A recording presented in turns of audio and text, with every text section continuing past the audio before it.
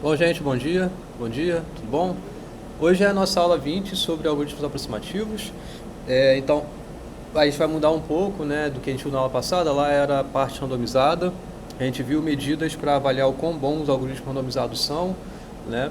Agora a gente vai aqui mudar um pouco de assunto, mas ainda nesse mundo de problemática que resolver exatamente, deterministicamente, pode ser uma tarefa difícil, tá? Então, para isso que servem os algoritmos aproximativos também, tá? Então, vamos lá. O que eles são, né? Dentro desse mundo ainda, né, de que a gente às vezes não consegue garantir a resposta correta, existem os algoritmos que eles são aproximativos. Os algoritmos aproximativos, eles aparecem nesse mundo de problemas que são de otimização, tá? Então, quando a gente está querendo resolver algum problema, esse problema é de otimização, às vezes a gente ter essa resposta exata do valor ótimo é uma tarefa difícil, tá? Então, onde ele surge, né? Ele surge nesse mundo de problemas que são difíceis, tá? Então aqui está escrito NP completo na sua versão de decisão, mas a versão de otimização NP difícil, tá? Ou mesmo assim, às vezes o problema pode até ser que ele esteja em P, ele é um problema que ele é resolvível em tempo polinomial, mas a complexidade, está escrito aí ruim, mas seria um ruim entre aspas, né? Porque se está em P, existe algoritmo eficiente, mas às vezes, dado a sua massa de dados ser muito grande, algo polinomial, sei lá, numa ordem quadrática, ou mesmo numa ordem linear, pode ser ruim, dependendo do tamanho da sua instância, né? Então, às vezes a gente quer melhorar ainda assim, nesse sentido, né? Então, quanto mais rápido, melhor, né? Então, ou um outro escopo onde aparece esse tipo de abordagem é quando você tem um problema e você não sabe ainda a classificação computacional dele. Você não sabe se ele está em P ou se a sua versão de decisão é NP completa ou a de otimização mesmo é NP difícil. Às vezes a gente não tem esse conhecimento, então é interessante você ter uma abordagem que aproximada seja eficiente, tá? Bom, então, como eu estava mencionando antes, né, os algoritmos aproximativos, eles nem sempre dão a resposta correta, tá? Só que a solução que ela apresenta é próxima da solução real do problema com melhora no tempo de execução. Então, assim, a gente não sabe qual é o exato, mas aqui então é uma frase até estranha, né? Porque você vê, nem sempre dá a resposta correta, mas a solução é próxima da solução real. Então como é que eu posso falar que a solução ela é próxima da solução real se eu não sei qual é a solução real? É meio estranho essa frase, né? Mas o que a gente usa aqui para medir não é a distância da solução encontrada para a distância real exatamente, mas é para o melhor que poderia ser daquela solução real é a avaliação que eu estou tomando para distanciar da minha solução obtida. Então eu tenho algum conhecimento sobre algum parâmetro daquele problema que vai me dar algum limite para obter aquela resposta. E aí, em relação a esse limite, eu consigo estabelecer a minha razão de acordo com a minha solução apresentada. Tá? Então, aqui essa pergunta, né, o quão próxima é essa solução do mundo hipotético, do mundo ideal, que a solução ótima retornaria, tá? Então, isso, ela na verdade depende do fator de aproximação, claro, né? O quão perto é o quão próximo do exato, ou quão menor é essa razão de aproximação, ou maior, dependendo se é minimizar ou se é maximizar, tá? A gente vai falar sobre isso já já. Então, como eu consigo assegurar esse fator? Justamente esse é o ponto, né? A gente tem uma solução que a gente vai se apresentar e vai ter que medir o quão próximo ela é desse limite associado, né? Então, como eu vou conseguir medir isso, né? Então, geralmente, esse fator, ele é calculado com base em certas condições que são necessárias ou suficientes para aquele problema, para você obter a solução daquele problema, tá? Então, eu vou ter algum controle de saber, olha só, pelo menos o tanto de passos é necessário. É em função dessa medida que eu vou conseguir garantir a minha solução e entender essa distância dos dois valores, tá? Aqui vai aparecer casos mais reais quanto a isso, né? Mas só vamos aqui, ainda nessa motivação que eu estou apresentando, né, entender um pouco alguma coisa básica. Sei lá, eu quero saber qual é a distância daqui até o UFRJ. A gente está na UF, em Niterói, tem o UFRJ no Rio, lá na Ilha do Governador, né, perto da ilha ali. Tá, eu quero determinar a distância, então eu estou querendo minimizar, né, eu estou querendo saber um valor que minimiza esse caminho daqui até lá, tá? Então vamos supor que eu esteja aqui de carro, eu não vou usar barca ou avião, helicóptero, nem nada disso, tá? Então eu sei que, bom, eu não sei a medida exata da distância, mas eu consigo mensurar alguma coisa, sei lá, eu vou falar que isso daqui até lá são 20 quilômetros. É um palpite que eu estou dando, é uma solução que eu estou apresentando. Agora, o quão bom é essa solução? Eu só falei um valor, tá? Mas eu consigo garantir o seguinte, eu não sei o exato, mas eu sei que pelo menos a ponte eu vou ter que atravessar.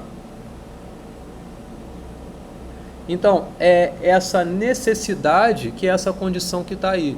Então, olha só, eu não sei o exato, mas eu sei que a ponte tem 14 quilômetros. Tá, por volta disso. 12? Vocês falaram 12? 13? Eu vou chutar 14. Então, a ponte tem 14 quilômetros. Então, eu sei que esse 14 é o mínimo necessário que vai ter que ter nessa distância. Vai ter que ter alguma coisa a mais eventualmente. Ok, mas se eu não tenho esse conhecimento, eu posso falar, olha só, o que é necessário é 14. Então, se eu estou falando que eu estou dizendo que minha solução dá 20, eu tenho alguma garantia desse 20, então é essa razão entre os dois que vai me dar a razão de aproximação. Entendeu? É esse 20 sobre 14, isso vai dar 1 ponto alguma coisa. Tá, vou majorar por cima, vou falar que são 28 quilômetros. Tá, então isso é um 2 aproximativo para a distância. Entendeu? É porque é essa razão, a solução que o algoritmo encontrou em relação ao mínimo necessário, que é essa medida que eu vou ter para dizer o quão próximo do real ele é. Entendeu? Isso é algo aproximativo, eu estou conseguindo ter uma medida quanto a isso. Tá? Então, essas propriedades, né, conduzem a limites que nos permitem calcular esse fator de aproximação, justamente o que eu estava mencionando agora nessa problemática. Tá? Indo mais direto aqui, mais formal um pouquinho em relação aos tipos de problemas de otimização, né? Tem de uma minimização e tem um de maximização. Em relação ao de minimização, essa minha razão é esse alfa que eu estou colocando aqui. Então, você tem esse A. Esse A é o quanto que o seu algoritmo retornou. Essa solução do seu algoritmo foi o A. O C ótimo é essa medida que eu estou pondo como algo necessário para ser resolvido esse meu problema. Entendeu? Essa razão entre os dois é algo maior do que 1, maior ou igual do que 1. Porque eu estou querendo minimizar. Então, o ótimo, ele é uma medida inferior, né? Ele é uma medida que ele está aqui embaixo, né? A minha solução é a medida que está aqui em cima, porque eu estou majorando por cima, eu estou dando um palpite. Isso não estou tendo nenhum controle exatamente dele bater no ótimo, mas eu estou avaliando a sua comparação quanto ao menor que poderia ser. Que ainda assim, não necessariamente esse ótimo quer dizer que eu vou ter alguma solução que dê igual ao ótimo. Entende o que eu acabei de falar? É igual essa problemática da distância daqui até o UFRJ. Né? Ok, eu tô falando que o mínimo seria a distância da ponte. Mas eu sei que esse mínimo não é factível, porque necessariamente vou precisar de mais. Porque a UF não está no início da ponte, a UFRJ não está no final da ponte. Então tem mais coisa para fazer. Mas eu não tenho esse conhecimento prévio. Eu sei que preciso, ok, mas é difícil eu calcular isso. Então, tá, eu majoro por esse que é necessário. Mesmo eu perdendo aqui, ó. Aqui é o real, é a distância real. Tá nessa linha aqui, tá? Beleza? O meu parâmetro, ele tá aqui embaixo. Esse 14 km que eu coloquei aí, ele tá aqui embaixo. A minha solução tá aqui em cima. Mesmo eu sabendo que não tem solução que bate aqui, É com ele que eu estou majorando para entender essa razão em relação ao meu encontrado aqui. Entendeu? Tá claro? E isso daqui é menor, essa razão é menor ou igual do que alfa, porque é um problema de minimização. Então, estou buscando um alfa cada vez menor. E o melhor seria se fosse alfa igual a 1. Um aproximativo é um algoritmo exato. Né? É um algoritmo que você está conseguindo fazer com que o seu real bata exatamente no ótimo, no mundo ideal. Entendeu? Então, quanto menor é essa razão, mais próximo de 1, de cima para baixo, melhor é essa razão de aproximação. Tá? Agora, pensando em maximização, é o análogo a isso. Né?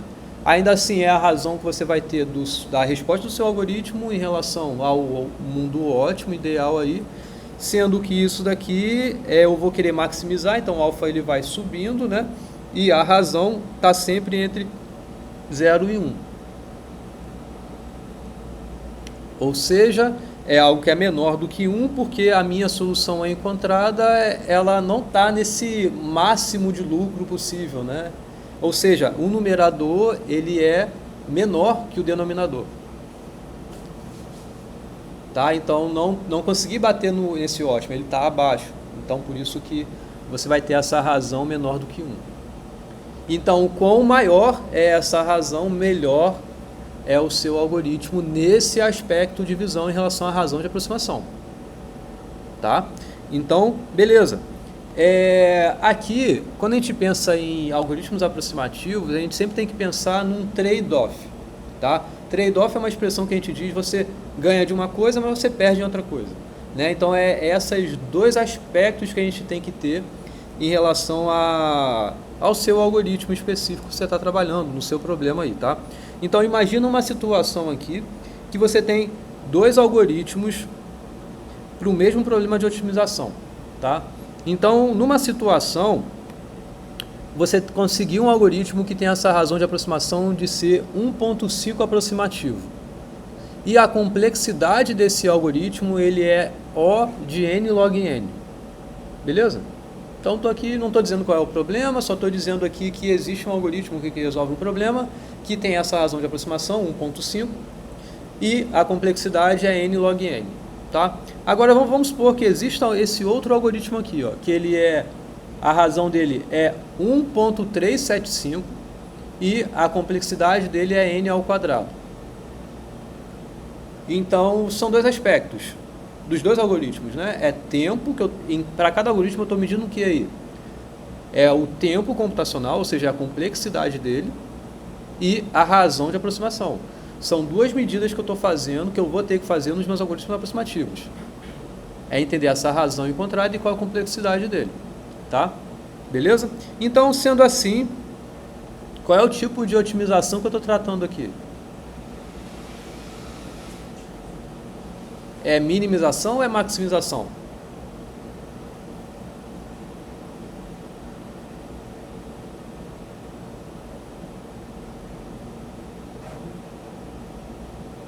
Eu estabeleci o critério no slide anterior para medir essa razão, né? Esse é o alfa, tá? Esse 1.5, esse 1.375, isso daí é o alfa.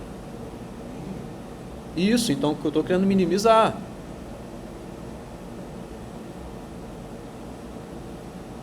Aqui, ó. Olha como é a medida. É o valor que o seu algoritmo retornou sobre o ótimo. O seu algoritmo, para que essa razão aqui dê maior do que 1, é porque o denominador é menor do que o numerador. O seu ótimo é menor do que o valor encontrado. Então, você está querendo minimizar. Então, a primeira questão, ok, é um problema de minimização. Agora, qual é o melhor algoritmo aproximativo aqui? O melhor. Oi? Então, aí aqui a resposta é depende. Depende do que você quer. Porque, como eu estava falando, às vezes você abre mão da resposta correta ou próxima da correta para ter ela mais rápido, para ter alguma resposta mais rápida. Entendeu? O primeiro é mais rápido, mesmo tendo a razão pior. O outro, a razão é melhor, então ele é melhor em razão de aproximação. Então a resposta dele está realmente mais perto do ótimo, do real. Mas ele demora mais. Né? Ele tem complexidade de n ao quadrado, enquanto o outro é n log n. Isso não tem necessariamente nada a ver com Monte Carlo mais velho. Não. Tem que ter vetor aleatório. Não, tem nada aleatório aí. Tem nada aleatório. São coisas distintas. São coisas diferentes. Aqui o ponto é, a minha avaliação que eu tenho que ter para encontrar essa razão de aproximação, eu tenho que ter alguma medida naquela instância, eu tenho que ter algum conhecimento prévio para me garantir aquela minimização. Então, para garantir um limite inferior. Além disso... Oi? Isso não depende do algoritmo, né? Não, isso não depende do algoritmo, exato. Depende da minha instância. Depende, de certa forma, do meu algoritmo também, porque o meu algoritmo também vai ser em função desse limite inferior. Vou dar um exemplo. No meu doutorado, eu trabalhei com um problema que foi exatamente esse. Esses aspectos, esses valores que eu estou colocando, foram valores do meu doutorado lá. Então, na literatura, existia um algoritmo para resolver o meu problema aproximativo, um algoritmo aproximativo, que ele tinha essa razão de aproximação 1.5 e a complexidade dele era n log n. Tá? Como que era esse 1.5 aproximativo? Ele era assim, ó. Ele conseguia garantir que 1.5 é 3 sobre 2, né? Então, ele conseguia garantir que de 3 movimentos que ele fazia, 2 deles eram maravilhosos. Não estou aqui falando qual é o problema, o que significa movimento, nem nada. Eu só estou conseguindo falar o seguinte. Eu tinha uma sequência de passos que era necessário para resolver o meu problema. Eu conseguia ter 3 movimentos, a cada 3 movimentos que o algoritmo fazia, 2 deles eram o melhor possível que poderia ser feito. Esse 2 era o limite inferior, então. Que é melhor do que isso não tem como. Então eu sei que 2 é necessário. O 2 é um maravilhoso que ele poderia fazer. Eu não conseguia garantir que em 2 movimentos ele fazia 2 movimentos bons. Não conseguia garantir isso. Mas eu conseguia desses 3 garantir 2. No ideal seria de 3 fazer os 3 maravilhosos. Mas eu não tinha essa medida. Você garante isso quando de uma propriedade que você já sabe. A gente prova uma propriedade que dessas 3 consegue garantir 2 boas. Em cada configuração de 3 possíveis ali a gente conseguia provar isso. Tá? Então, daí que vem, o número de passos não é 3, é 3 vezes alguma coisa. Assim como o ótimo não é 2, é 2 vezes alguma coisa. Mas aí essa coisa cortava com essa mesma coisa embaixo, em cima e embaixo, então dava o 3 sobre 2. Ou seja, a minha abordagem algorítmica, ela era baseada em alguma função para garantir também esse limite inferior. Era alguma função desse limite inferior, eu conseguia garantir meu limite superior. Então aqui era esse 3 sobre 2 e aqui era um 11 sobre 8. A cada 11 movimentos a gente conseguia garantir 8 maravilhosos. Sendo que a complexidade a gente estava perdendo. Então aqui a gente ganhou na complexidade, aqui a gente perdeu na complexidade. Aí no meu doutorado basicamente foi um algoritmo. Esses 2 já existiam, tá? Esses algoritmos já existiam. Mas eu consegui provar um algoritmo que ele tinha essa razão de aproximação com essa medida de complexidade.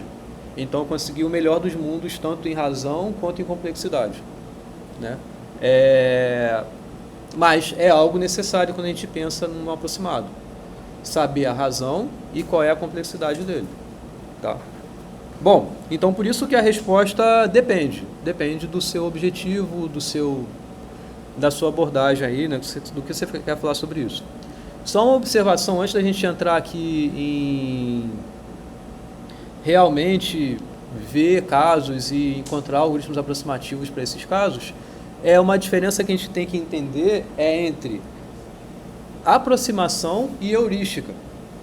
Tá? Heurística é um termo que a gente usa bastante também, apesar de a gente não ter especificamente tido uma aula sobre heurísticas. Tá? Isso aqui a gente vê em outros cursos, mas também tem uma intuição simples de entender o que é uma heurística.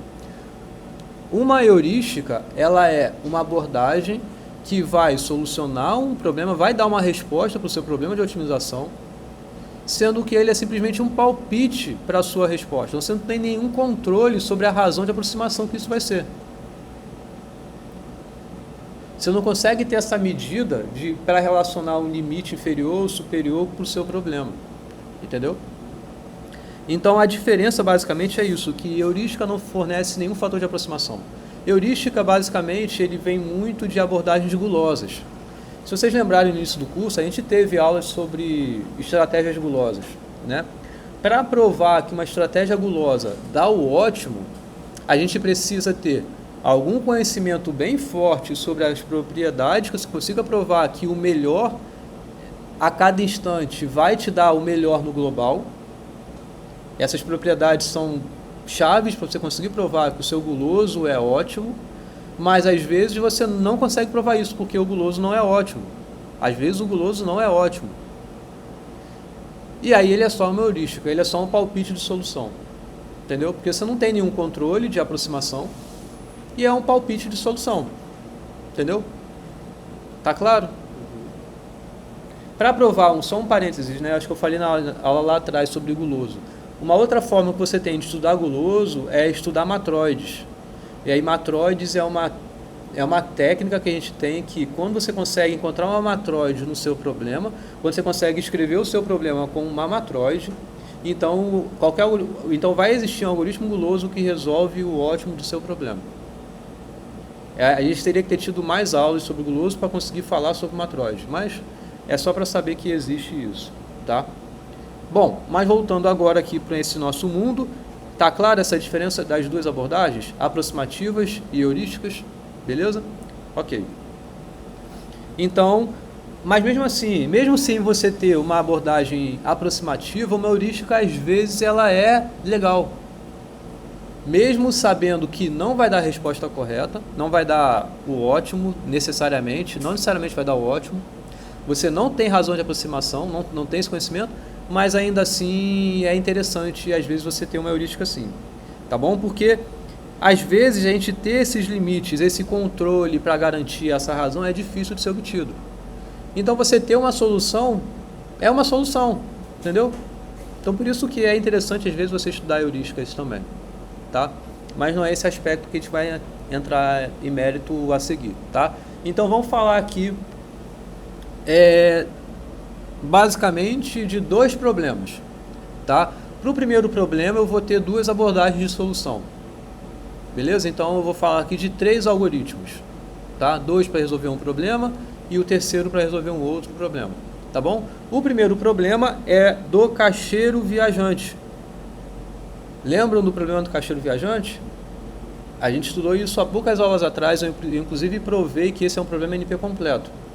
Então, a gente estuda algoritmos aproximativos, assim como algoritmos randomizados, para, muitas das vezes, quando você tem um problema que é difícil de ser obtido a solução exata. É um problema difícil aqui, é um problema cuja versão de otimização é NP difícil. Tá legal? Só que aqui eu vou estudar nessa versão métrica. Vocês lembram do problema do caixeiro viajante? Só antes de eu trabalhar com ele aqui, né, a gente tem que lembrar a definição, né? Então você tem cidades e para cada par de cidade você tem um custo. Você tem o custo, quer dizer o quanto vai demandar de gasto de você sair de uma cidade e chegar até outra. Para cada par você tem essa aresta com esse custo. Então isso é um grafo completo. Você tem as arestas para cada par de vértices aí. Você quer encontrar um trajeto do seu caixeiro viajante, né? Que vai partir de uma cidade, vai passar por cada cidade exatamente uma vez, vai retornar onde você começou. Ou seja, você quer obter um ciclo hamiltoniano nesse grafo, sendo que você quer obter um ciclo hamiltoniano de menor custo possível. Então você quer fui de uma cidade para outra cidade. Isso teve um custo associado. Isso vai ser agregado na sua solução. Você quer passar por essas arestas de modo que a soma dessas arestas dê o menor custo total. Ok? Então, ele é o problema de obter o caixeiro, o ciclo hamiltoniano de menor custo possível. Tá? Existe ciclo hamiltoniano aí. O problema não é saber se não existe ou não existe. Existe, mas eu quero que seja de menor custo possível. Tá legal? Então, esse é o problema. A gente já provou que ele é NP completo, tá? Essa versão de decisão desse problema. Mas então o que eu quero aqui é o quê? Ter uma resposta. Encontrar algum algoritmo que vai dar alguma resposta.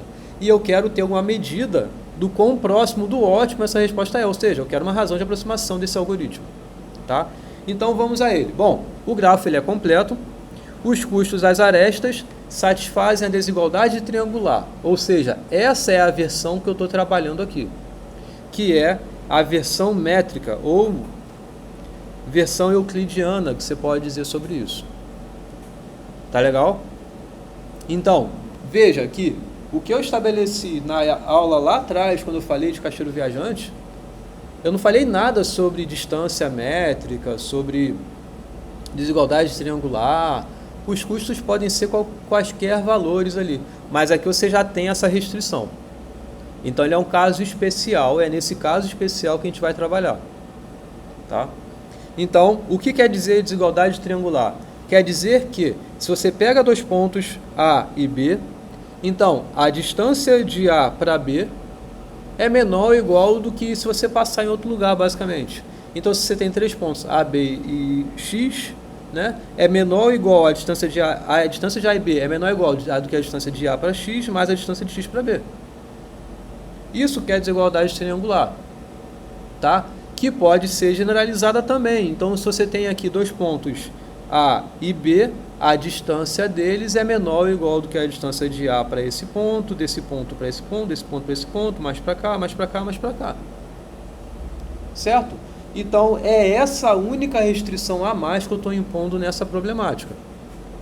É se você pega dois pontos, a distância entre eles é menor ou igual do que a distância do primeiro, indo para outro lugar, indo mais, indo para outros lugares, terminar lá no seu objetivo.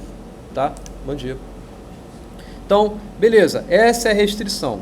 O que eu quero determinar é para uma entrada que tenha essa condição especial, tá? Determinar o ciclo hamiltoniano de menor custo. Beleza. Então vamos aqui a esse primeiro algoritmo, que ele é um algoritmo conhecido como RSL.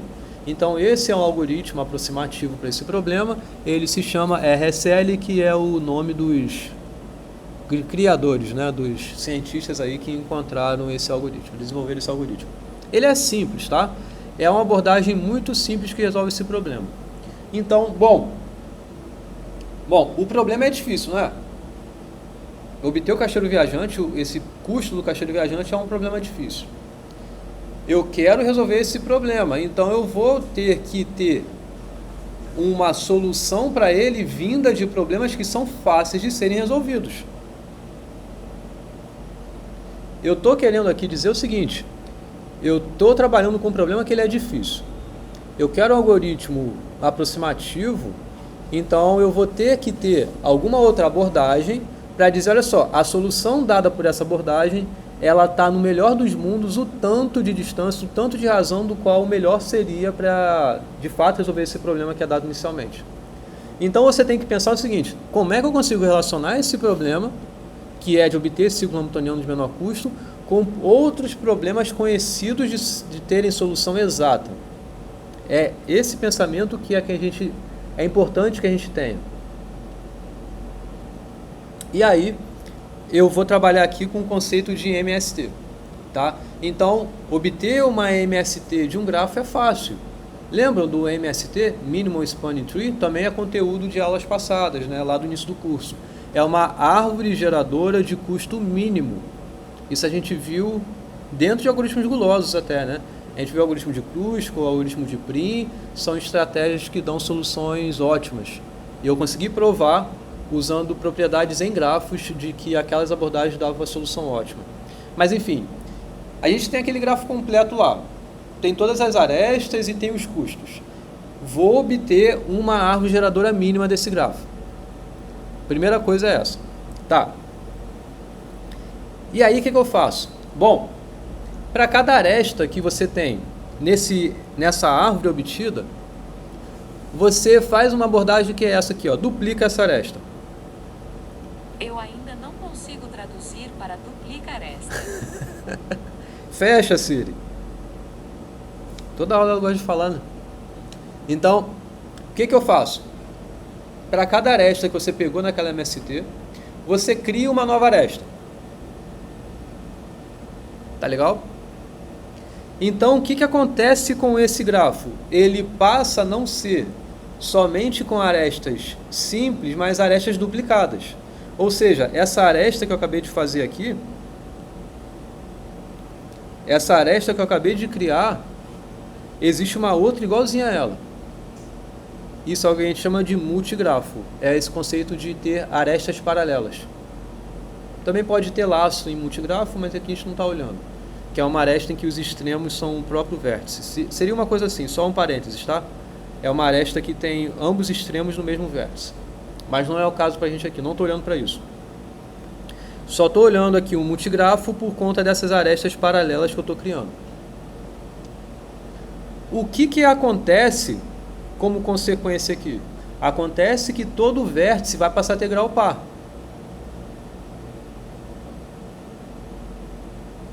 Dessa árvore. Obtive uma árvore que é uma MST desse grafo. Você tem vértices de grau par, tem vértices de grau ímpar. Na árvore. Tá legal? Dupliquei as arestas. É isso que eu estou fazendo. Então você está sempre dobrando o número de arestas que incidem num vértice. Então todo vértice passa a ter grau par. Se todo vértice do grafo tem grau par, então essa estrutura que você está montando, ela satisfaz ser euleriano. O que é um grafo euleriano? É um grafo que você consegue sair de um vértice, terminar nele e passar por cada aresta exatamente uma vez. Não é isso que eu quero. Não é essa solução que eu quero no meu problema de hamiltoniano. É outra coisa. Mas eu estou olhando problemas que eu sei resolver. E eu estou olhando esses subgrafos que eu estou montando. Lembra? Acabei de desenhar aqui. No grafo, existem várias outras arestas nesse grafo de entrada. É um grafo completo, então essas arestas amarelas aqui, que eu não vou fazer todas, são todas as possíveis arestas, estão ali, mas não é para elas que eu estou olhando. Uma vez que eu obtive a MST, são essas arestas brancas, só estou olhando para elas. A árvore por si só, ela não é euleriana, mas quando eu duplico essas arestas, isso que ficou, esse multigrafo ficou euleriano. E aí, não, isso não é a solução do meu problema ainda, do meu problema do ciclo hamiltoniano. Não é. Mas olha só o que eu vou fazer. Eu vou pegar, eu sei que essa estrutura é euleriana.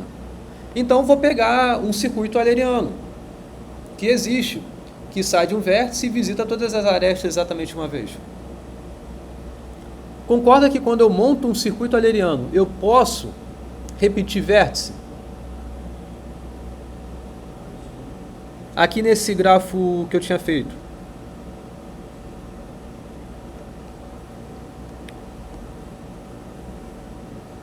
Então, pensa que eu saí desse vértice, aí eu vim para esse vértice. Então, vim para cá. Aí eu fui para esse vértice daqui. Então, usei essa aresta. Aí voltei para cá. Opa, repeti esse vértice. Aí, beleza, ok, tudo bem, se eu estou pensando no circuito euleriano, tudo bem. Aí eu venho para esse daqui. Então, vem para essa aresta, por essa aresta.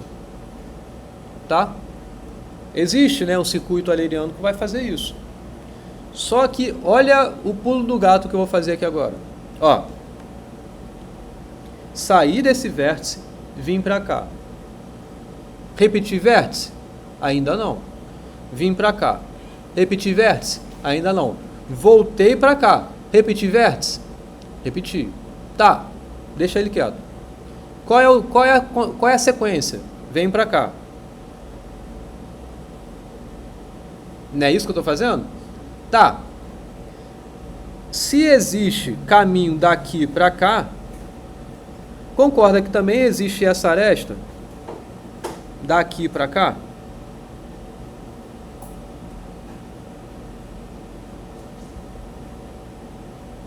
Esse atalho? Porque no grafo original, ele tem todas as arestas. Então, o que eu estou falando aqui? Essa daqui eu vou até fazer de outra cor. Essa amarela aqui. Ó, eu estou querendo, a partir desse circuito euleriano, obter um ciclo hamiltoniano. Um ciclo hamiltoniano não vai repetir aresta, vértice. O ciclo hamiltoniano não vai repetir vértice. O circuito euleriano pode repetir vértice. Então, se repete vértice, o que eu vou fazer? Eu pulo se eu estiver repetindo. Nesse sentido, olha só. Daqui vim para cá, beleza. Vim para cá, beleza. Voltei para cá, repeti. O próximo, não repeti. Então, esse caminho daqui para cá, essa transitividade, eu ponho essa aresta aqui. E qual é o custo dessa aresta? Aí que está a restrição dessa problemática ser métrica, ser satisfazendo a desigualdade triangular. Então, quer dizer que essa soma desses custos aqui, dessas duas arestas, ela é maior ou igual ao custo dessa aresta direta. Entendeu? Então, por isso que eu vou ter esse custo controlado.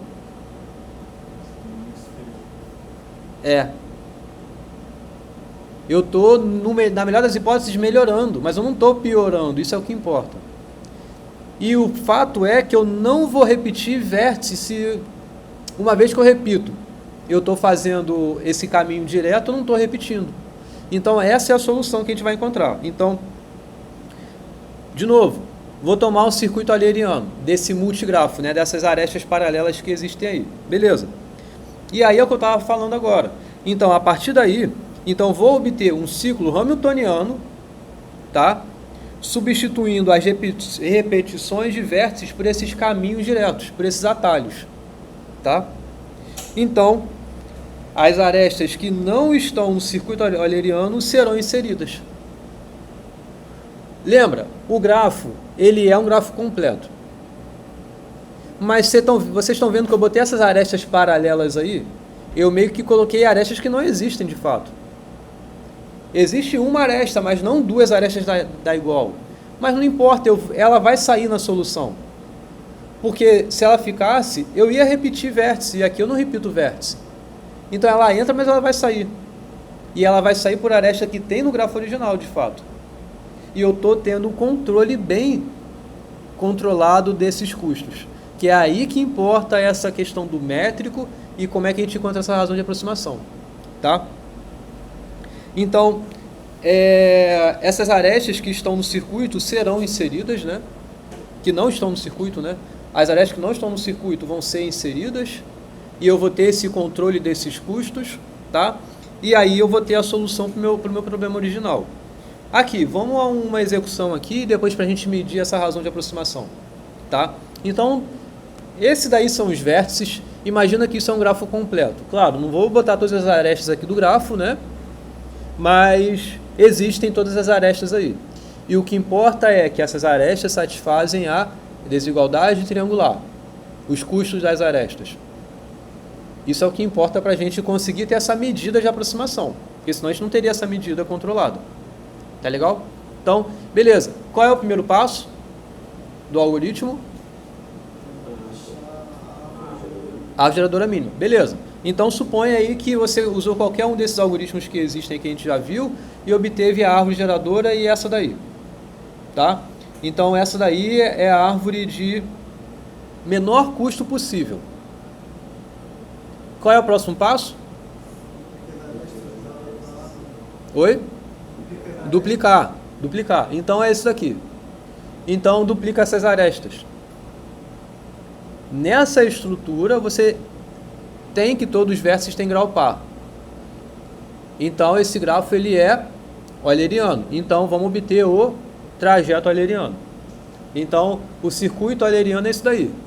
Então, existem vários. Peguei um qualquer aí. Ou vários no sentido de, você pode começar de qualquer lugar, né? Então, estou começando do A. Né? Então, A, B, D. Então, A, B, D, G. Aí depois é C. Depois é G, H, G, F, G, D. Então, vê que os vértices estão aparecendo aí, beleza? E estão repetindo, beleza também. Tá. O que eu quero é ver até que ponto eu tenho o que satisfaz um ciclo hamiltoniano. Quando não satisfizer, vou criar esses atalhos. Tá? Então, beleza. A, B, D, G. Né? Até aqui tudo bem. C, até aí tudo bem. Depois voltou para o G. Opa, repetiu. Depois ele foi para o H. Ah, beleza. H é novo. Então você faz o caminho direto de C para H. Tira essas duas arestas aí, essas que eu risquei de vermelho, substitui por essa rosa. Tá? Depois, continua. Do H, ele vai para o G. Opa, G repetiu, então segura aí. Tá. F é novo, então você põe esse atalho direto para o F. E assim você faz. Da mesma forma ali o D vai se repetir, e aí você vai direto para o E, e aí depois o B e o D de novo, você põe direto lá para o A. Então, qual é o ciclo hamiltoniano? É isso aqui. Beleza? Simples, né? Não é difícil fazer isso. Tá? Então tá aí o ciclo hamiltoniano. Ok. Acabou? Não. A gente precisa fazer o que agora? Saber o quão bom isso é, a razão de aproximação, né? Então, vamos, aí entendido o algoritmo, vamos para esse cálculo desse fator de aproximação. Então, beleza. Olha só, uma anotação, né? As notações aqui. CT é o custo da árvore geradora mínima. Não é o custo do algoritmo. O custo do algoritmo é esse custo de A. É o custo do algoritmo. O custo ótimo é essa medida que é o melhor dos mundos. É esse limite inferior, né? Para esse problema. Tá legal? Ok. Ó, eu quero entender esse custo do algoritmo em função desse custo ótimo. O custo do meu algoritmo, ele vem por conta do custo da árvore. Entendeu? É essa medida que eu tenho que relacionar, essas três medidas aqui de alguma forma. Mas olha só, uma coisa muito importante é essa medida aqui. Tá claro que o custo da sua árvore é menor ou igual do que o custo ótimo do ciclo hamiltoniano? Do custo do ciclo hamiltoniano ótimo? Por quê? Não é desigualdade triangular. Por que o custo da árvore, o custo da árvore é a primeira medida, é o primeiro passo que a gente fez no algoritmo, obter a MST. A soma daqueles custos é o custo da árvore, é aqui que eu estou dizendo. Porque, olha só, o ciclo hamiltoniano, imagina ela sem uma aresta. O que é isso? É um caminho hamiltoniano. O caminho hamiltoniano é uma árvore. Senão essa seria a árvore geradora mínima que eu teria encontrado. Exato. Então, se fosse no melhor dos mundos aí, né, o custo ótimo bateria igualzinho com o melhor custo da árvore, se de fato fosse o caminho a melhor árvore de solução. Pode ser que de fato a árvore seja mais esperta nesse sentido, né, tem um custo menor. E ainda assim, o custo ótimo ainda vai ter que usar mais uma aresta. Então você ainda vai ter que incrementar mais ainda nesse negócio aí. Entendeu? O custo do caminho hamiltoniano é um limite superior, uma outra forma de falar isso, é um limite superior para o custo das árvores possíveis. Acho que é até melhor de pensar nessa forma. É pensar não daqui para cá, da esquerda para a direita, mas da direita para a esquerda. É enxergar esse custo do ciclo sem uma aresta, isso é um caminho, é um custo de alguma árvore possível aí. E o da MST é menor ou igual do que isso. E o do ciclo ainda vai ter mais coisa. Então tá de boa esse limite um em relação ao outro. E isso já é bom pra caramba porque a gente quer. Tá, o argumento tá aqui falando, né? Então, beleza. Tá, acabei de explicar esse limite superior. CT menor ou igual do que C ótimo. Agora, olha isso daqui também. Concordam com isso? Aqui sim entra a desigualdade triangular. O custo do algoritmo ele é menor ou igual do que o dobro do custo da MST.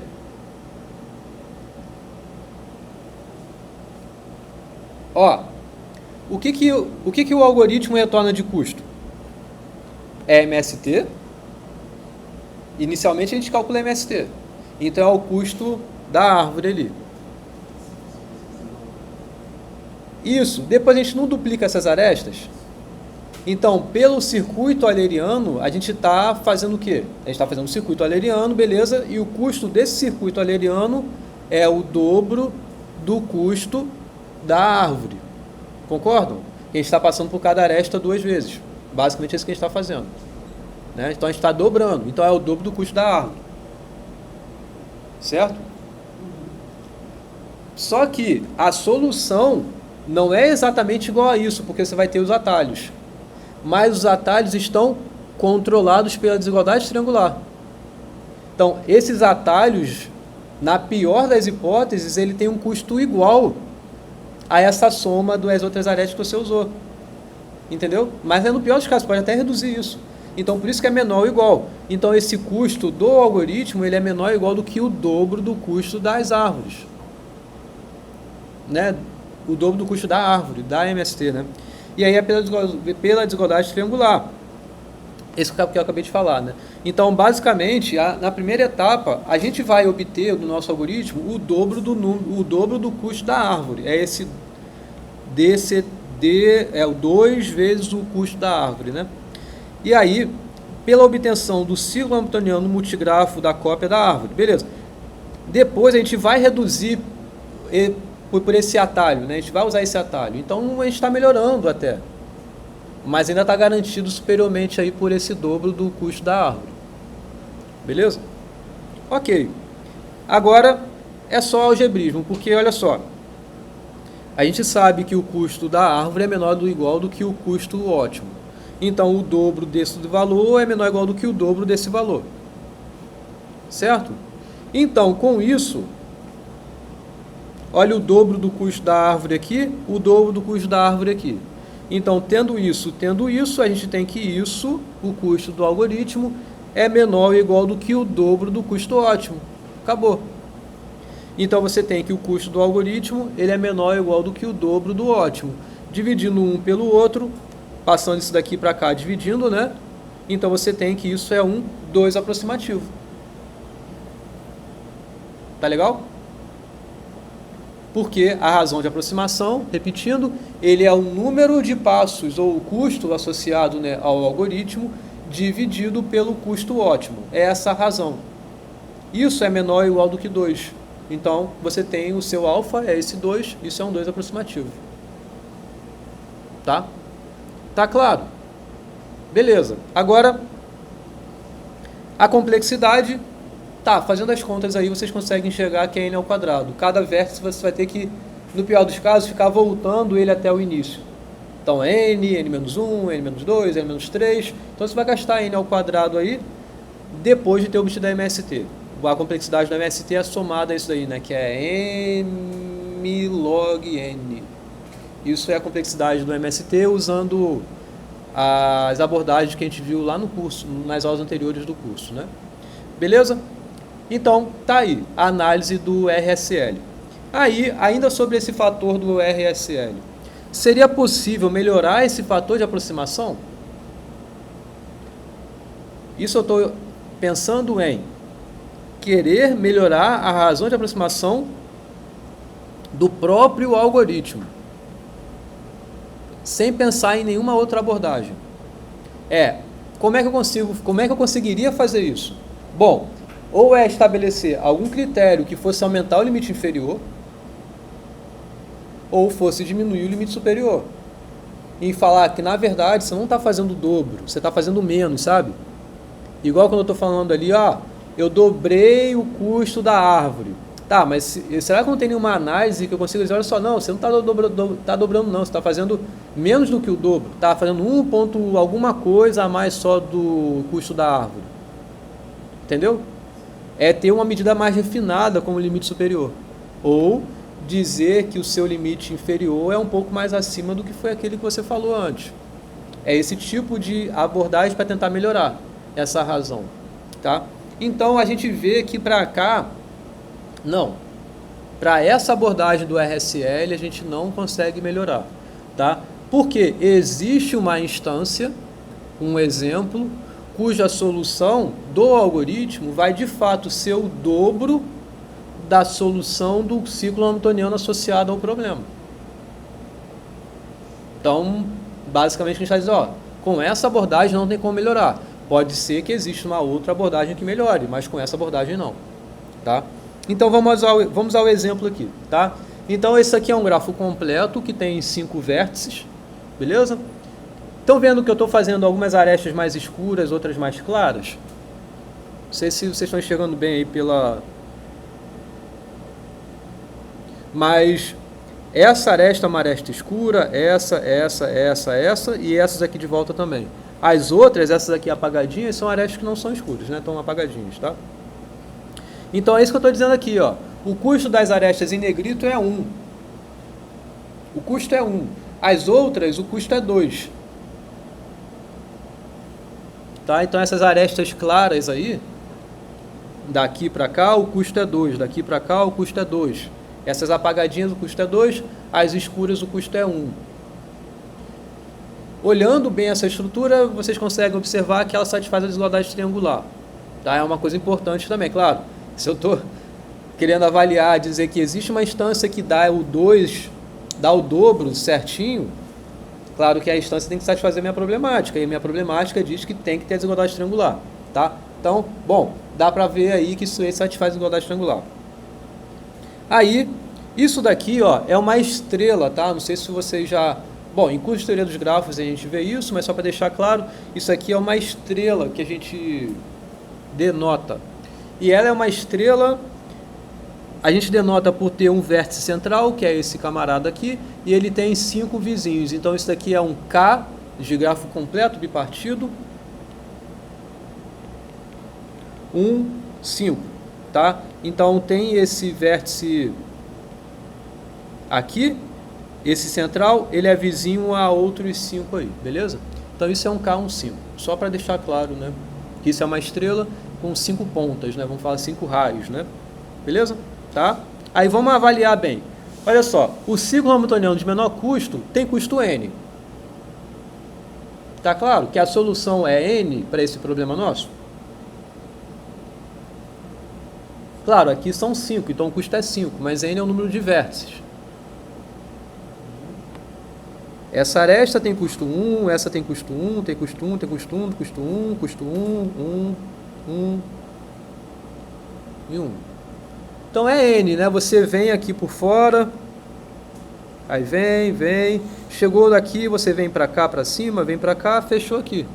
Você passa por N arestas, cada aresta tem custo 1, Então é N é o custo do seu caixeiro viajante. Ok? Tá. Agora vamos pensar no algoritmo. O que o algoritmo faz? Primeiro, obtém uma MST. Existem, eventualmente, mais do que uma MST.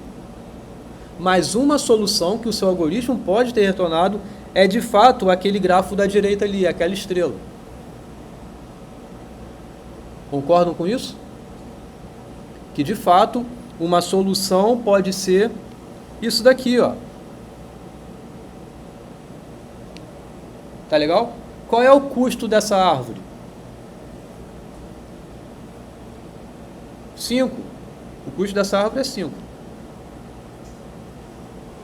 Isso custa 1, custa 1, custa 1, custa 1, custa 1. Bom, o primeiro passo do algoritmo é o quê? Obter a MST. Tá, obtive a MST aqui. O que o algoritmo faz depois? Duplica as arestas. Então, duplica as arestas. O que o algoritmo faz depois?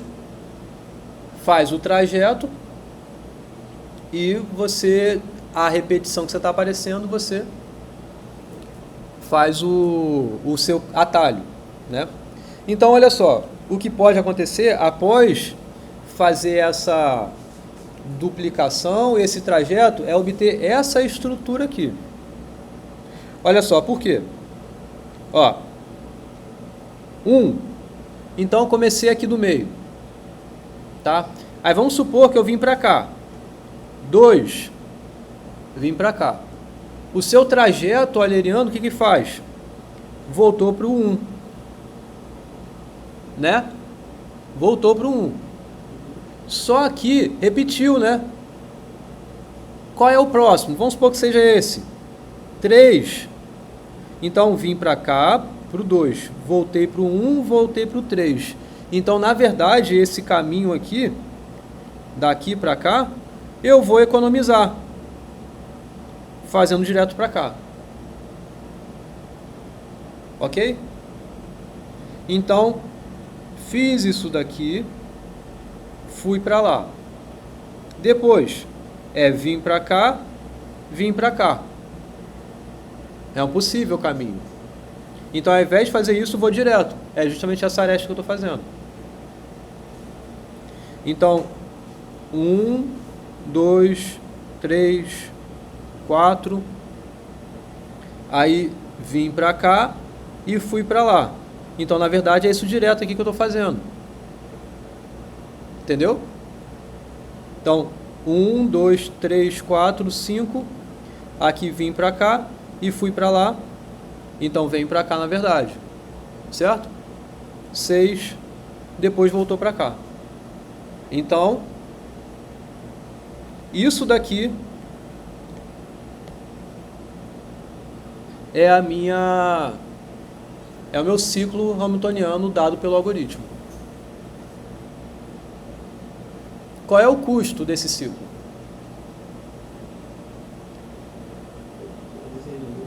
Oi? Mas como é que vai ser o dobro? Por que vai ser o dobro aí? Ó, N é o melhor dos mundos que a gente viu lá. Tá, mas a gente tem que calcular aqui. Como é que a gente calcula? Bom, qual é o peso desse vértice associado a essas duas arestas? 2 de cada. Então, 4. Então, se esse é 4 também, esse é 4, esse é 4, esse é 4. Esse daqui não é 4. Mas vamos considerar que é 4 também, depois a gente tira, porque isso aqui na verdade é 2. Mas vamos pensar que é 4 e depois a gente só tira 2, para facilitar as contas. Então, qual é essa soma total aqui? É 4 vezes n, dividido por 2, porque essa aresta aqui ela está sendo contada tanto para esse quanto para esse. Então, cada aresta é contada 2 vezes. Então, é 4n, está errado 4n, é 4n sobre 2, menos 2. Porque aqui, ao invés de ser 4, é 2. Tá? Então, isso daqui, na verdade, é esse 4n sobre 2 menos 2. Isso dá um custo de 2n menos 2. Isso é assintoticamente o dobro o dobro aí do que o ótimo dá, entendeu? Beleza? Tá claro então? Vamos continuar. Agora é um próximo algoritmo para resolver o mesmo problema, que é o algoritmo de Christofides. Eu não sei se fala assim corretamente, né? Christofides. Mas falar Christofides é engraçado, né? Eu acho engraçado. Christofides. Tá? Então, o algoritmo ele é muito parecido com o RSL, ele só é mais esperto em uma etapa. Tá?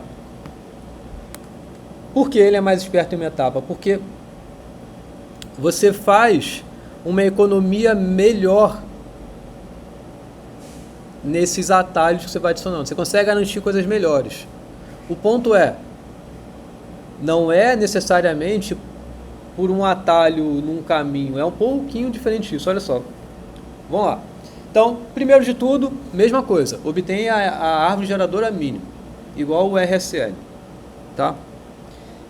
Aí, nessa árvore que você obteve, olhando só nos graus em relação à árvore em si, você tem vértices de grau par, tem vértices de grau ímpar. Bom, isso daqui é uma coisa que a gente estuda em teoria dos grafos também, tá?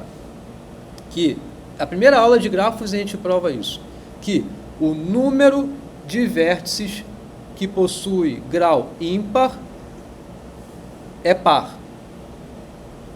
Existe um número par de vértices com grau ímpar. Sempre, em qualquer grafo. Tá? Então, o que é o grau do vértice? É o número de vizinhos que um vértice vai ter. Beleza? A quantidade de vértices que possui um grau ímpar é par. É meio simples calcular isso, porque a justificativa disso, né? Então, igual ao exemplo anterior, como é que eu calculei aqueles custos? Foi somando o grau de cada um, né? E dividindo por 2. Então, o que eu consigo dizer é o seguinte: se eu consigo dividir por 2, quer dizer que essa soma dos graus é par. A soma dos graus dos vértices necessariamente é um número par. Tá legal? Isso daí é o lema do aperto de mãos. Então, o lema do aperto de mãos diz: a soma dos graus dos vértices é igual ao dobro do número de arestas. Ou seja, a soma do grau dos vértices é um número par. É par. Tá legal? Porque cada aresta é contada 2 vezes. Basicamente é isso. Então, você está dobrando, de fato, o número de arestas ali. Só por isso. Tá? Como é que você consegue separar os graus dos vértices? Você consegue separar naqueles valores que são pares, naqueles valores que são ímpares. Então, isso aqui é só um parênteses, tá, gente? Esse somatório dos graus é o dobro do número de arestas. Você consegue separar ele em 2 somatórios. Você tem os graus dos vértices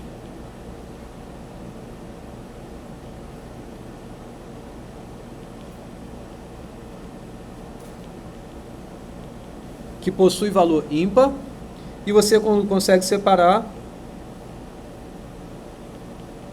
naqueles que têm valores pares. Você tem os vértices que contribuem com valor par, tem os vértices que contribuem com valor ímpar, certo? Então, essa soma daqui necessariamente é par, porque cada vértice tem valor par. Então, é um número par somado sei lá quantas vezes, uma quantidade par ou ímpar, vai dar par. Então, um vai contribuir com 2, outro vai contribuir com 4, outro vai contribuir com 6. Mesmo que seja uma quantidade ímpar de pares, beleza? Mas essa soma é par, porque cada parcela é par. Então, esse total é par, esse pedaço é par. Cada parcela aqui é ímpar. Cada parcela é ímpar. Então, para que eu passando isso para o outro lado, a subtração vai continuar sendo par.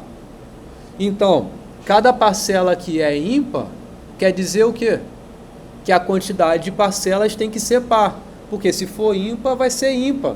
Mas a gente sabe que a igualdade é algo par, entendeu? Ó, tá vendo esse 2m aqui? Esse 2m, isso é par. Tá vendo essa quantidade aqui? É par também. Então, essa soma você pode passar para o lado de cá. Par menos par vai continuar sendo par. Então, isso do lado direito vai ser par. Do lado esquerdo, eu só tenho esse somatório agora. Esse somatório, cada parcela é ímpar. Mas essa soma deles é par. Então, se essa quantidade de parcelas é ímpar e cada parcela é ímpar, a soma é ímpar também. Então, não pode ser ímpar, porque a igualdade é par. Então, a quantidade de parcelas é par. Tá legal? Então, isso é o que prova a quantidade de vértices de grau ímpar ser par. Tá legal? Então, eu vou olhar na minha MST aqueles vértices que têm grau ímpar. Essa quantidade é par. Então, eu vou obter desses vértices dessa quantidade par o que eu chamo de emparelhamento perfeito deles. Ou seja, eu vou pegar dois desses vértices e torná-los vizinhos. Existe uma quantidade par de vértices de grau ímpar. Então, vou pegar dois e vou botar vizinhos. Isso é um emparelhamento. O emparelhamento é um conjunto de arestas em que cada duas arestas não tem vértice extremo comum. Então, são arestas independentes. Como tem uma quantidade par de vértices, eu consigo pegar um emparelhamento que tenha todos eles. Isso é um emparelhamento perfeito nesse sentido, em relação a esses vértices. E eu vou pegar aquele emparelhamento que tem o menor custo possível. A soma disso com isso é a menor possível, porque isso é um exemplo de emparelhamento, mas poderia ser outro, né? Poderia ser assim. É um outro custo. Poderia ser diferente. Ok, mas eu vou pegar aquele que vai dar o menor custo. Tá claro? Show? Então, sempre tem emparelhamento perfeito aí? Sim, porque o grafo é completo, então tem todas as arestas e tem uma quantidade par de vértices ali, desses de grau ímpar. É neles que eu estou olhando. Tá claro? É neles que eu vou obter um emparelhamento perfeito. Tá? E aí, como consequência dessa adição desses vértices, o que você vai ter? Olha só, eu tinha a MST, que tinha vértices de grau par, eu tinha vértices de grau ímpar. Nos vértices de grau ímpar, eu estou adicionando mais uma aresta ali, a cada dois. Então, eu estou fazendo com que eles fiquem com grau par. Agora, nessa nova estrutura, eu tenho todos os vértices com grau par. Então, esse grafo resultante, ele é euleriano. E aí, vou fazer a mesma coisa que o RSL fazia. É pegar o trajeto e encurtar o caminho. Mas vê só que esse encurto de caminho vai ter menos repetição do que o outro tinha. Repetição de vértices que eu estou dizendo. Então, mas a ideia continua igual, tá? A ideia de solução agora, tá? Então, tudo que estava no exemplo, no caso anterior, no algoritmo anterior, vai continuar fazendo aqui. Vai pegar um circuito euleriano, aí desse circuito, se o vértice repetiu, você pega um atalho e você no final vai ter o seu ciclo euleriano no final. Tá legal? Ok? E aqui vamos à execução de um algoritmo aqui nesse exemplo, tá? Você tem os vértices, então você pegou a MST, e aí você tem vértices de grau par e vértices de grau ímpar, tá? Os vértices de grau par são esses vértices que ficaram em azul aí, ó. Perdão, os vértices de grau ímpar são esses que ficaram em azul. Os de grau par são esses que estão cinza, só o B e o G, né? Como eu acabei de provar para vocês, existe uma quantidade par desses vértices azuis, desses vértices de grau ímpar. Então, neles aí que você vai olhar e obter um emparelhamento perfeito. Então, vieram esses aqui. Tá? No meu algoritmo de emparelhamento perfeito, vieram essas arestas aí. É nela agora que você vai ter que fazer o percurso euleriano. Não tem que duplicar a aresta nem nada. Mas olha só que coisa interessante. Ó, A, B, D. Lembra que no outro caso, no RSL, você duplicava, né? Cada aresta era duplicada. Então, essa repetição ia aparecer muitas vezes aqui, não necessariamente, porque você não vai passar por essa aresta DG na sua aresta duplicada de novo. Você pode até repetir o vértice D passando por aqui de volta, beleza. Mas você está economizando esse encurto de caminho aí. É mais ou menos essa motivação, tá?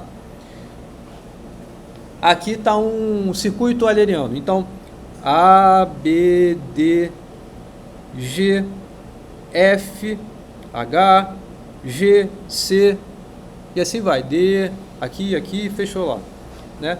Então, aqui você vai ter uma repetição, certo? Fui até o H sem repetir ninguém, né? E aí depois, o G é o primeiro que se repete. Então, o C, ele não se repete, é a primeira vez dele, então você pode ir direto para lá. Tá legal? O D, da mesma forma, se repetiu. E do D eu estou indo para o E, então você vai direto. E aí acabou. Na prática, a gente vê isso, né? Esse número de economias foi menor até.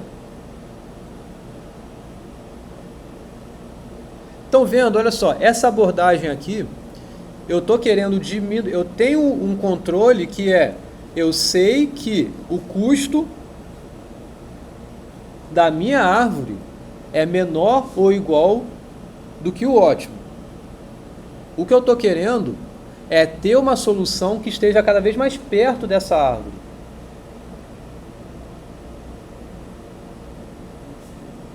Eu estou querendo fazer com que o meu algoritmo fique cada vez mais próximo dessa MST. Entendeu? Então, estou querendo economizar essa mudança, sabe? É mais ou menos o que eu estou querendo fazer aqui. Tá? Mas aí, beleza. As medidas que eu tinha anteriormente, né, do custo da árvore, aqui vai aparecer agora o custo do emparelhamento perfeito. Tá legal? Aqui vai aparecer o custo do emparelhamento perfeito, porque cada aresta ali vai contar, então vou usar ela na minha conta também. Tá? Aí você tem um custo ótimo, tem o custo do algoritmo. Beleza. Aí, essa desigualdade eu já tinha argumentado anteriormente, então ela vai se manter. O custo da árvore obtida é menor ou igual do que o custo ótimo. Tá? Beleza. Aí você tem isso daqui, ó, que o custo do emparelhamento ele é menor ou igual do que o custo ótimo sobre 2. Por quê? O custo ótimo, você está usando no máximo, né? Quantas arestas aí? Bom, se você tem que usar n menos 1 arestas, né, na árvore. Ok? E no emparelhamento você tem quantas arestas? No máximo a metade do número de vértices. Porque a cada 2 vértices você tem uma aresta. Então do total das suas arestas, do total dos seus vértices, a metade delas é a que vão entrar para o emparelhamento. No máximo isso. Beleza? Então, usamos no máximo metade das arestas do custo ótimo para o emparelhamento também. Porque você não tem uma árvore. Você tem arestas independentes. Então você tem uma aresta aqui, uma separação, uma outra aresta, uma outra aresta, uma outra aresta, assim por diante. Então, do ótimo que você tem, o custo do emparelhamento vai usar no máximo a metade dessas arestas. Tá claro? Beleza? Tá. Então, o custo do seu algoritmo, ele como é que é calculado? Bom, são as arestas da árvore, certo? Mais as arestas do emparelhamento. Beleza? Ok? O emparelhamento é a árvore, no grafo da árvore aumentada, né? Isso. Então, você tem as arestas da árvore que estão lá, e você tem as arestas novas que entraram. Essas são as arestas do emparelhamento. Beleza? E você ainda está melhorando eventualmente isso, pela desigualdade triangular. Então, por isso que é menor ou igual do que isso. Não é igual a essa soma, mas é menor ou igual do que isso. Tá? Então, porque você economiza, né? No final das contas, você tem as arestas da árvore, você tem as arestas do emparelhamento, sendo que essas arestas da árvore com emparelhamento pode te gerar uma outra aresta. Então, por isso que o custo do algoritmo não é igual a essa soma, mas é menor ou igual do que essa soma. Tá? Então, ok? E aí, como é que a gente calcula? Bom, aí fica direto, né? O custo do seu algoritmo ele é menor ou igual do que o custo ótimo, porque o custo da árvore é menor ou igual do que o custo ótimo, e o custo do emparelhamento, a gente acabou de ver, é menor ou igual do que o ótimo sobre 2, então essa soma. Logo, isso é 3 sobre 2 do custo ótimo. Logo, isso é um algoritmo 1.5 aproximativo. Melhorou, né? E aí que tá, ó. Complexidade. Não falei sobre isso, mas a gente consegue obter um emparelhamento de custo ótimo, mínimo no caso aqui num grafo, com essa complexidade controlada aí de n ao cubo. Tá? Então, vê que essa problemática é muito parecida com o que eu falei no início da aula. A razão de aproximação aqui é melhor, mas a complexidade fica um pouco pior. Enquanto o anterior, do RSL, a razão de aproximação era 2 e a complexidade era melhor. Entendeu? Então é um exemplo que você vê esse trade-off aparecendo também. Tá legal? E aí vamos falar um pouquinho sobre essa, assim como a gente tinha um exemplo de pior caso, né, assim, que dava exatamente o dobro e tal, então vamos olhar um caso aqui também que vai dar essa razão aí de 3 sobre 2 também, para essa problemática do Christofides aqui. Beleza? Será que é possível melhorar esse fator de aproximação, né? Então, é o seguinte. Aqui está o grafo. Ó. Então, esse grafo, de novo, ele é um grafo completo, tá? Eu só não estou pondo as arestas aqui, todas essas arestas aqui do grafo e tal. Só para simplificar, eu estou pondo só essas arestas aqui. Beleza? Mas tem as outras arestas aí, mas não me importa muito sobre elas. Pode botar um peso grandão nelas aí, só para dizer que existe, mas para a gente ficar olhando só nessas aí que importam. Então, todas essas arestas aí retas têm custo 1. Essa curvinha aqui, né, essa aresta aqui, tem peso n sobre 2. O custo é n sobre 2. Tá? E é piso disso. N é ímpar. Tá? Então, você vê que n é ímpar porque aqui tem 2, 2, 2, 2, 2, 2, ou seja, par mais 1 aqui. Então, ela tem uma quantidade ímpar de vértices aí. Ok? Esse é o grafo. Tá. Então, o ciclo hamiltoniano aí, né, de menor custo, tem custo n. Beleza? Porque você pode aqui, ó, vir aqui, ó, 1, blá, blá, blá, 1, blá, blá, blá, sempre 1, voltou aqui, passou por n arestas, custo 1. Não repetiu o vértice, porque é um ciclo hamiltoniano, né? Você passou por cima, visitou todo mundo lá em cima, desceu, visitou todo mundo aqui embaixo. Custo n. Isso é o ótimo, não tem como fazer melhor do que isso. Ok? Beleza? Agora, vamos pensar no Christofides. O que o Christofides vai fazer? Eu acho muito engraçado falar Christofides. Tá, mas o que o Christofides vai fazer? Olha só. Primeiro, ele vai pegar uma MST.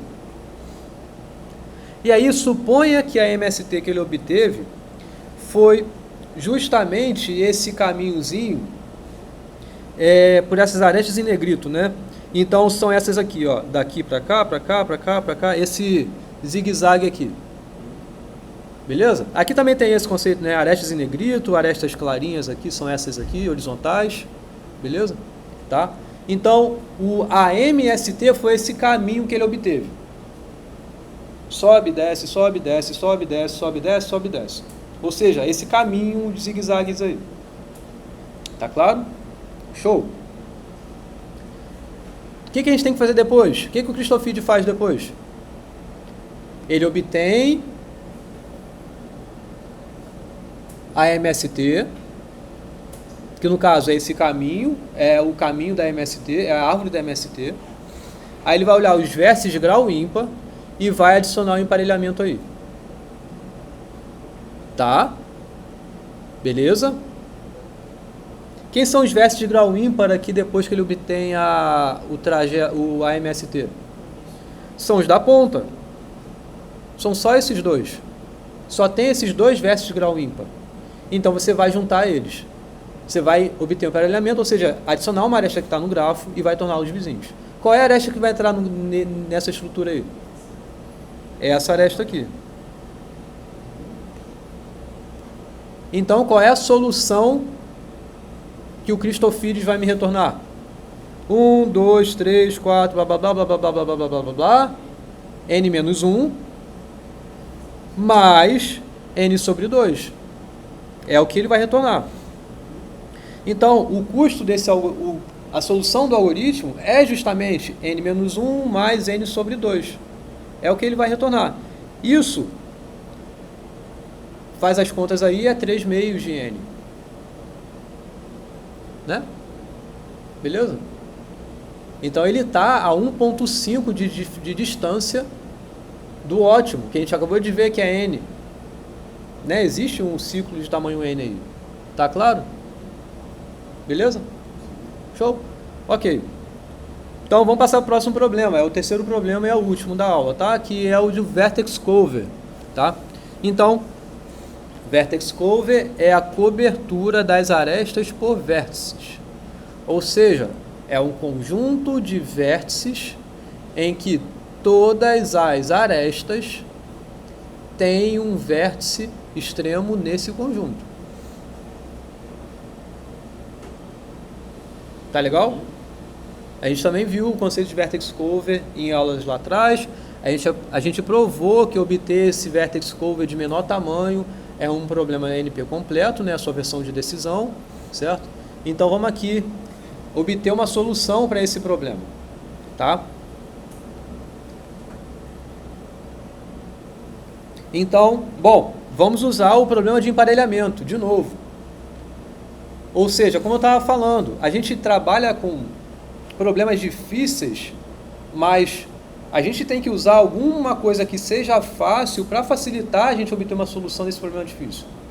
Ou dizer, olha só, estou próximo com esse problema fácil. Basicamente é isso. Tá? Então, obter o emparelhamento máximo é um problema fácil. Tá? Isso é conteúdo de algoritmos em grafos.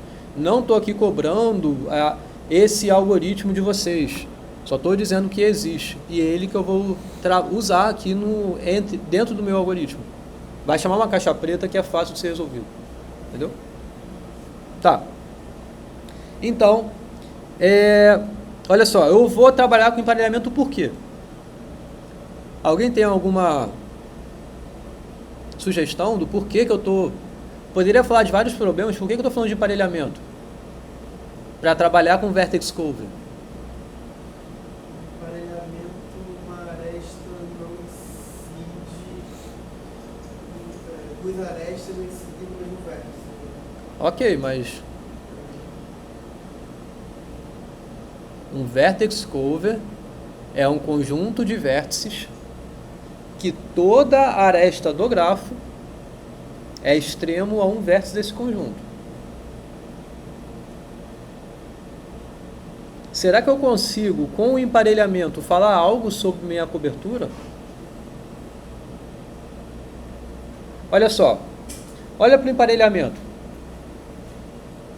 Como o Lucas falou, né? As arestas têm aí os seus isoladas, né? São arestas meio que isoladas, né? Mas cada aresta que está no emparelhamento não tem que ser coberta? Não tem? Pelo meu vertex cover? Não é? E como é que eu consigo cobrir essas arestas do emparelhamento? Por pelo menos um dos dois vértices dessa aresta.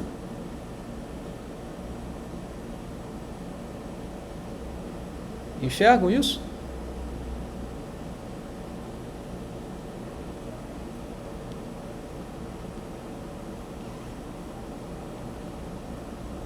Aqui, por exemplo. Tá? Então, vou olhar essa aresta aqui. Isso aqui é um emparelhamento, não é? Essas duas arestas formam emparelhamento. Agora, vamos olhar para o vertex cover.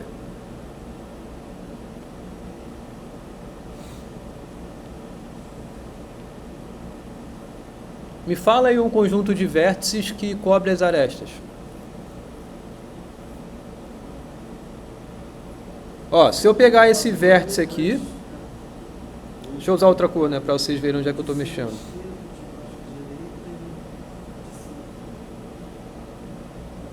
Se eu pego isso daqui, ele cobre quais arestas? Essa, essa e essa.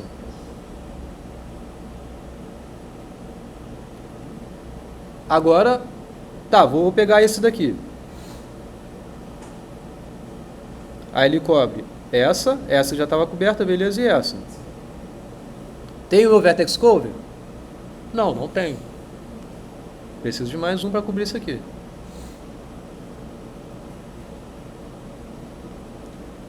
O ponto é, as arestas do meu emparelhamento, elas têm que ser cobertas assim como qualquer outra aresta. É necessário. Mas é necessário, então, se é necessário que cada aresta aí seja coberta, ela pode ser coberta ou por um vértice, igual está aqui, ou é necessário você cobrir por duas. Não para cobrir a aresta, mas para o vértice cobrir algum outro ali. Entendeu? Agora, uma outra coisa que a gente vai usar pra caramba aqui é o seguinte. Ó, C ótimo é o tamanho do meu menor vertex cover. Ok? É o conjunto de vértices de menor tamanho possível que vai cobrir essas arestas aí. Tá? M é o meu emparelhamento máximo. É o conjunto de arestas que dá o emparelhamento máximo. Isso está coerente? Sim, porque para o exemplo, você teve que cobrir 3 vértices, mas o emparelhamento seria 2 arestas. É, mais geral do que isso até que a gente tem que falar, né? Cada aresta tem que ser coberta. E cada aresta ela vai ser coberta por pelo menos um vértice do vertex cover. Pode ser que precise de mais, mas por pelo menos uma ela vai ser coberta. Então, para cada aresta, esse cardinalidade de M aí, para cada um desses, você vai ter que ter pelo menos um do vertex cover. Daí vem essa desigualdade. Agora, M é maximal. Tá? Eu estou querendo, na verdade, o M máximo, então. É o máximo, o maior de todos. Emparelhamento máximo. Mas além de ser, é claro, se ele é máximo, ele também é maximal. Então, não tem como você adicionar mais uma aresta dentro desse conjunto M e continuar sendo emparelhamento. Não tem como. Então, sabendo disso, eu sei que todos os vértices são extremos das arestas de M. Perdão, os vértices que são extremos das arestas de M cobrem todas as arestas do grafo. O que eu estou dizendo aqui? Cada aresta tem 2 extremos, não é? Então, a minha solução do vertex cover vai ser, olha só, pega esses vértices e põe ele para o seu conjunto, todos os vértices do emparelhamento. Entenderam o que eu falei? Então, o que eu estou falando, por exemplo anterior, é, pega todos esses vértices, pega esses 4 vértices, eles vão para a sua cobertura. Eu sei, aí que está a necessidade, aí que está essa satisfação, né? Eu sei que todos esses vértices do emparelhamento, ok? Cobrem todas as arestas do grafo, porque se não tiver aresta coberta, você não estava com emparelhamento máximo. Então, o emparelhamento ele era máximo. Então, você tinha lá Todas as arestas estão lá dentro as arestas emparelhadas estão aí dentro do seu conjunto de emparelhamento. Aí você pega esses vértices e eles você põe no seu vertex cover. Eu sei que todas as arestas do grafo estão cobertas, porque as arestas são assim agora. Ó. Tem as arestas que estão aqui dentro, claro, mas tem arestas aqui assim, dá de um lado para o outro.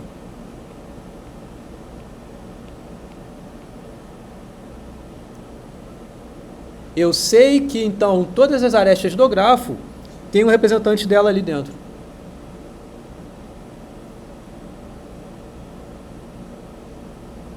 Ok? Posso ter uma coisa assim, ó, daqui para fora. Pode ser. Mas tem um extremo dela que já está no meu conjunto que eu peguei. Por quê? O que eu estava falando. Esse conjunto aqui, essa elipse que eu estou fazendo, é um conjunto de emparelhamento máximo. Então não tem como adicionar mais aresta e continuar sendo emparelhamento. Logo, não existe uma aresta assim, ó, que está do lado de fora.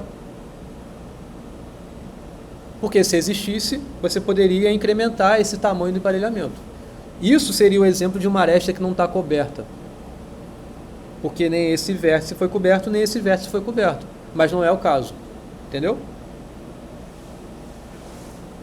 Então, a solução dada pelo algoritmo é, portanto, o conjunto de todos os vértices incidentes daquele emparelhamento. Tá legal? Bom, a quantidade de vértices que são incidentes a arestas de M é 2M. Então, a quantidade que o meu algoritmo vai retornar para o meu vertex cover é 2M. Então, como eu sei que M, né, a cardinalidade do emparelhamento é menor ou igual que a cardinalidade do meu ótimo, então o dobro disso é menor ou igual do que o dobro da minha cardinalidade ótimo, do meu vertex cover. Tá? Então a razão, né, é a quantidade retornada pelo algoritmo dividido pelo ótimo, né? Aí, então isso daqui você vai ter também um 2 aproximativo. Tá claro? Porque você pode passar esse C ótimo para cá dividindo, né? 2M é o quanto o meu algoritmo vai retornar. Então 2M, que é o do algoritmo dividido pelo C ótimo, é menor ou igual do que 2. Então isso é um 2 aproximativo para o meu vertex cover. Simples assim. Tá claro? Beleza? E aí, a mesma pergunta que eu fiz pro Christofides e pro RSL, saber se essa razão tá boa, né? É essa pergunta que eu faço aqui. Seria possível melhorar o fator de aproximação desse algoritmo do vertex cover? Então, a resposta é não. Observa só esse exemplo.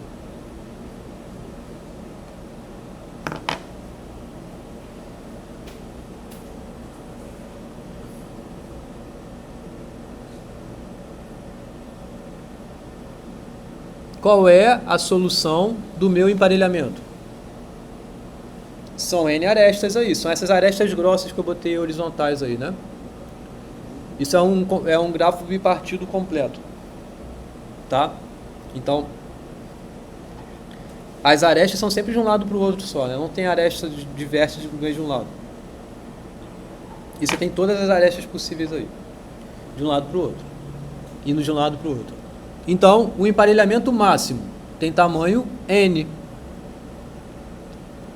Logo, a solução do meu algoritmo vai ser 2N. Do meu algoritmo do vertex cover. Vai retornar os 2N vértices aí. Ok? E daí? Qual é a cardinalidade do vertex cover? N. Porque se você pega os vértices de um lado, N vértices aí desse lado, você tem N vértices aqui, N vértices aqui. Você precisa ter os N vértices para você cobrir todas as arestas. Então a solução é N, não tem como ser menor do que isso, né? Então são esses N vértices aqui, você cobre todas as arestas. Então, de fato, você tem o dobro associado do seu algoritmo em relação ao ótimo. Tá? Agora, será que a gente não consegue subir o limite inferior? Lembra que eu estava falando sobre isso? Se você tem um algoritmo aproximativo, você pode tentar melhorar ou buscar alternativas para melhorar fazendo o quê? Tentar melhorar a abordagem de limite superior ou tentar alguma abordagem de limite inferior que faça subir, dizer que esse parâmetro dá para ser melhor. Mas também aqui, usando essa abordagem, não tem como, de emparelhamento, né? Abordagem de emparelhamento. Então, aqui, pensa nesse grafo aí. Ele é um grafo completo, tá? Com n ímpar, tá? Um emparelhamento máximo tem essa cardinalidade aí, n sobre 2, n menos 1 sobre 2. Ok? Então, você tem lá... Ops, é um grafo completo, né? Então, 1, 2, 3, 4, 5. Então, você tem todas as arestas aqui que eu não vou desenhar, mas o emparelhamento máximo necessariamente é n sobre 2, né? Piso disso, tá? Então, isso é n menos 1 sobre 2. Beleza? Você tirou esse cara e você tem a metade do que sobrou.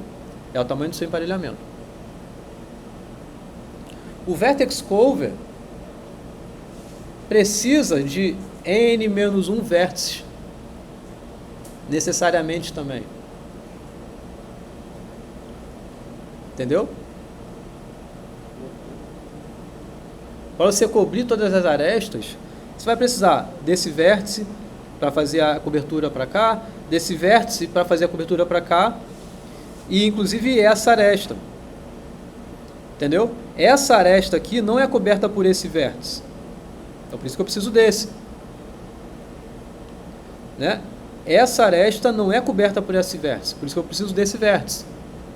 Esse vértice não é coberto, essa aresta não é coberta por esse vértice, por isso que eu preciso desse vértice. Então você vai precisar das n-1 vértices para cobrir todas as arestas do grafo. Então você vê que de fato é inerente à sua problemática de considerar vertex cover comparado com o emparelhamento, e essa relação do dobro vai ser necessário. Não tem como você fazer subir esse limite inferior aí, usando essa abordagem. Tá claro? Bom, e acabou, gente. Acabou aqui, consegui falar nessa aula de hoje o conteúdo tanto dessa aula de hoje quanto o conteúdo que seria da aula seguinte. Então na quarta-feira a gente não tem aula de conteúdo, tá? Consegui juntar tudo isso nessa aula, e é bom que a gente fica com mais tempo então para estudar para a prova, né? Aí o conteúdo da prova então foi até a aula de hoje. Na aula que vem a gente só conversa, vê dúvidas que vocês tiverem e tal, mas não vai ter conteúdo para a prova, tá bom? Beleza? Bom, vou encerrar a gravação aqui. Foi um prazer, gente. Valeu, tchau.